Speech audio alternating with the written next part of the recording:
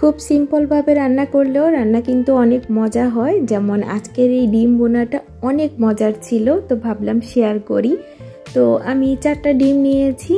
Normally ডিমটাকে সেদ্ধ করে তারপর একটু লবণ আর হলুদ গুঁড়া দিয়ে আমি ভেজে নিচ্ছি।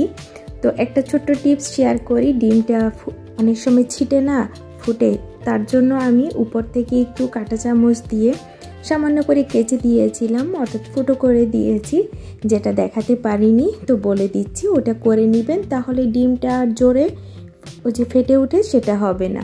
ডিমটা একটু সুন্দর করে ভেজে নিলাম, কালারটা সুন্দর আসা পর্যন্ত। আমি তেমন কিছুই দিইনি, একটু লবণ আর হলুদ, লাল মরিচের গুঁড়ো দিলে একটু পুড়ে ওঠে, তখন কালারটা সুন্দর হয় না, তাই ওটা স্কিপ করলাম। তো হলুদ আর লবণে খুব সুন্দর কালার আসে, তবে খুব বেশি শক্ত না যাতে না হয় সেটা খেয়াল রাখতে হবে। ডিমটা উঠিয়ে ওই সেম ফ্রাই প্যানে আমি পেঁয়াজ দিয়ে দিলাম। পেঁয়াজ একটু বেশি দিলেই মজা।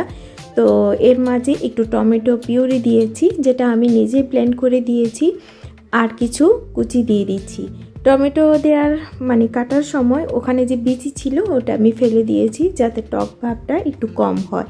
এখানে একটু হলুদের গুঁড়া, লাল মরিচের গুঁড়া, একটু জিরে পাউডার, ধনে পাউডারটা একটু বেশি, জিরাটা তার হাফ, এভাবে করে।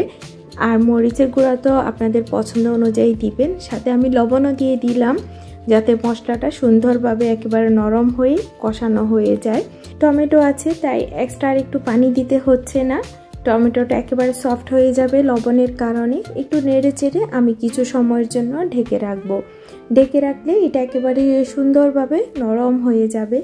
আর যতটুকু সম্ভব একটু বেশি সময় নিয়ে মশলাটা কষাতে হবে, কারণ ডিম তো রান্না হওয়ার তেমন কিছুই নাই, ডিমের ভেতর তো আর কিছু ঢুকবেও না, তাই মশলাটা আমাদেরকে একটু সময় নিয়ে কষাতে হবে।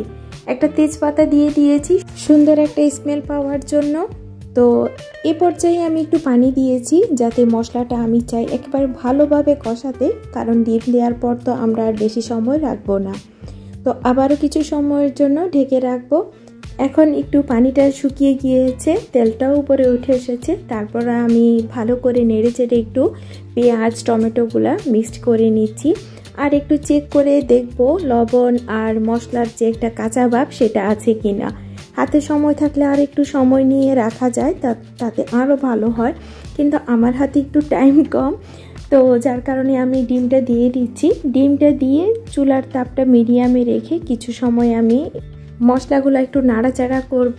আর এই পর্যায়ে এক্সট্রা যে তেজপাতা সেটাও সরিয়ে নিব।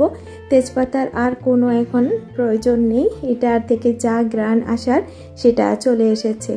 2-1 মিনিট নাড়াচাড়া করে আমি এখন নামিয়ে নিব। তো ফাইনালি দেখেন ডিম বোনা রেডি। কত অল্প সময়ে অল্প উপকরণে ঝটপট রেডি হয়ে গেল। ট্রাই করে দেখতে পারেন, ভালো লাগবে।